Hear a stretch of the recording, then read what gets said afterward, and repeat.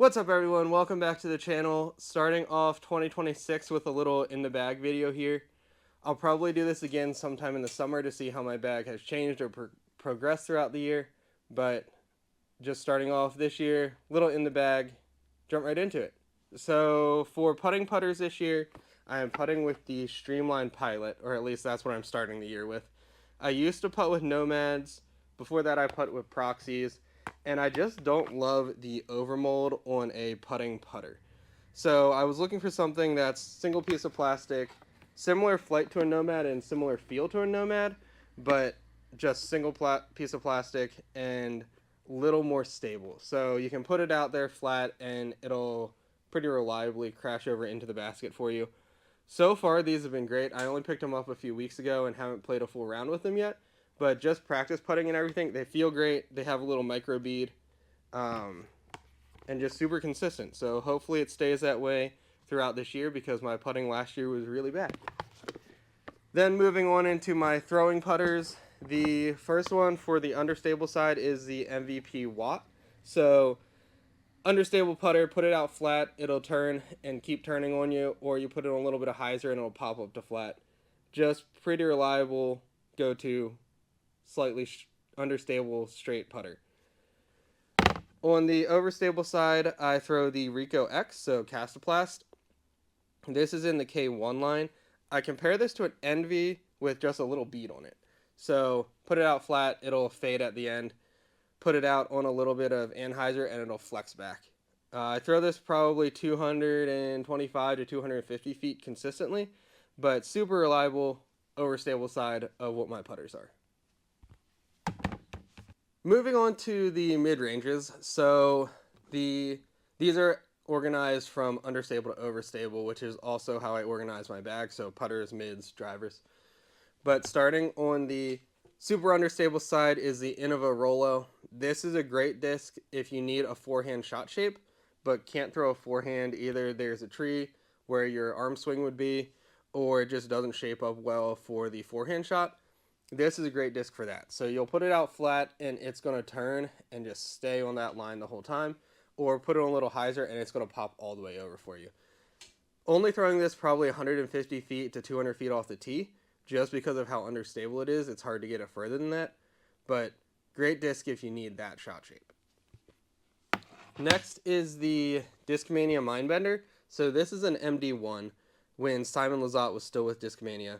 This is my understable mid-range, so if you want something that doesn't crash all the way over on you, this is great. Put it out flat, turn, it'll hold that line.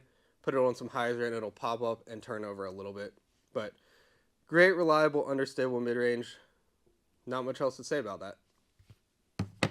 The next two are both buzzes. So I bag the Buzz SS and then just a regular Big Z Buzz. The Buzz SS is slightly understable, so again, kind of similar to the Mindbender, just not as understable. Put it flat and it'll turn a little bit, but will come back at the end. The Buzz is just a Buzz. So put it out flat, it'll hold that, and then maybe a little bit of fade at the end. This Buzz is in Big Z plastic, so from my understanding, it's a little more stable than some of our other plastics, but just two great, reliable mid-range discs. Next is the the Discraft Zone. So I think most people know what a zone does, just overstable. It's classified as a 4-speed, but it's a mid-range. Put it out there flat, it's going to get stable at the end for you. A lot of people like to forehand this. I have found that's a little too deep for me to forehand. I usually like a disc that's a little shallower, just a cleaner release off of the forehand, but pretty good go-to overstable mid-range. Zone, again, everybody knows what these do. Next is the Innovatoro. So extremely overstable mid-range, also a 4-speed, just no glide on it at all. So I use this a ton for upshots. A lot of people use the Berg for an upshot. This is my go-to disc for an upshot. So put it out there flat, it's going to crash every time, or just a little hyzer. Usually I throw this about 150 feet, so something that's just outside of jump putt range where you can't just jump something up to 20 feet. But you need a little bit of a throw, but don't want any roll away or anything at the end. Super reliable 150-foot upshot disc. If you haven't tried one, highly recommend it for those shots. Then last is the Axiom Pyro. So I think this is a 6-speed or something like that. If you haven't thrown one of these, they have a unique profile to them. It's a little bit of a wing. It's bigger than what I would consider a bead. But I throw this a ton on a forehand. So this is my forehand upshot. Put it out flat. It'll stable up and crash over at the end. Put it on a little bit of flex and it'll come back. Or even off the tee about 225 feet or so. Super reliable, overstable mid-range for forehand shots. All right, lastly, getting over into fairway and distance drivers. So I don't really bag a ton of fairway drivers. I really just bag one that I would classify as a fairway driver. In my mind, I can either just power up on one of these mids or power down on one of the distance drivers and get that similar distance. I should probably get an understable fairway driver. I think that's the only slot that I really don't have something for. But again, if I need that shot shape, I just power down on something that's faster or up on something that's in that mid-range slot, probably that Mindbender or Buzz SS. But the one fairway I do bag, and this is a very recent addition, like within this past week, is the Axiom Fireball. So this is 146 grams. So it doesn't act like a regular fireball. You'll throw this, it'll flex, and then come back at the end. So reliably crash back on a hyzer, but you can get some turn out of it. Similar to the flight path of a Passion, a max weight Passion, but just Axiom Fireball. So then moving into distance drivers, I have the Drive as the first one. So this is like a Passion, just longer. So very similar shot shape, straight, little bit of turn, little bit of fade at the end.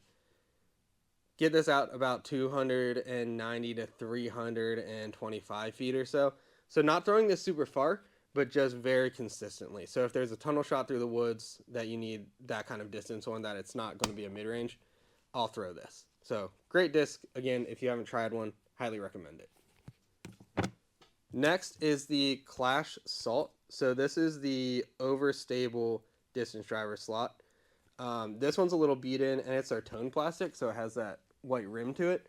But I can get a little bit of pop-up on this, and then it's just going to hyzer back at the end. About 300 to 325 feet. So the stable side of what the Drive is. Don't forehand this at all, but on a backhand, super reliable, stable to overstable disc. Next is my max distance driver. So this is an Innova Racer. This one's a little beat up, as you can see.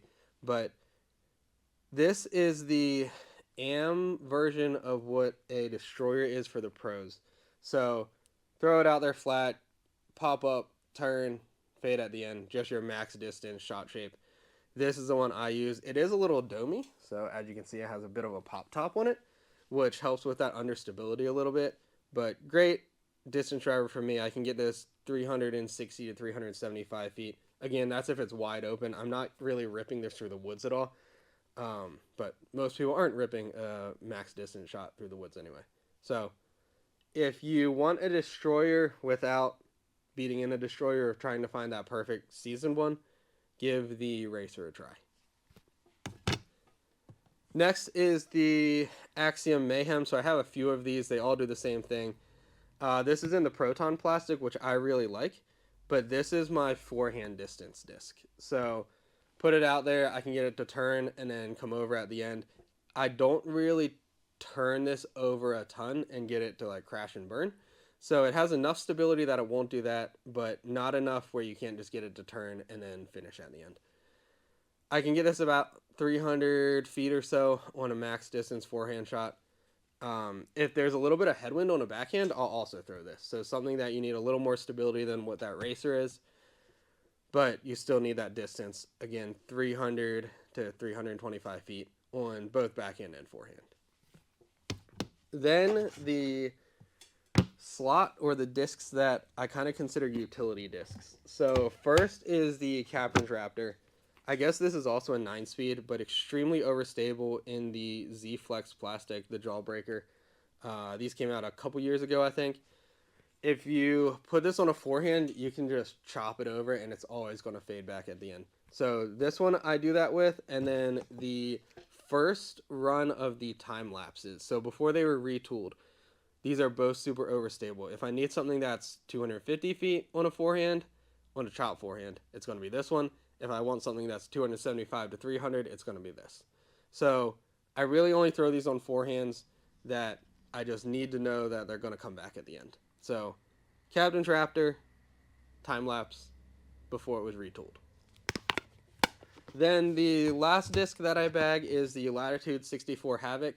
These used to be my go-to distance drivers before my arm speed got a little faster. So now I just turn these over too much, but I still throw this in the bag for that shot where you need it to go flat and then turn and just hold that turn with a distance driver.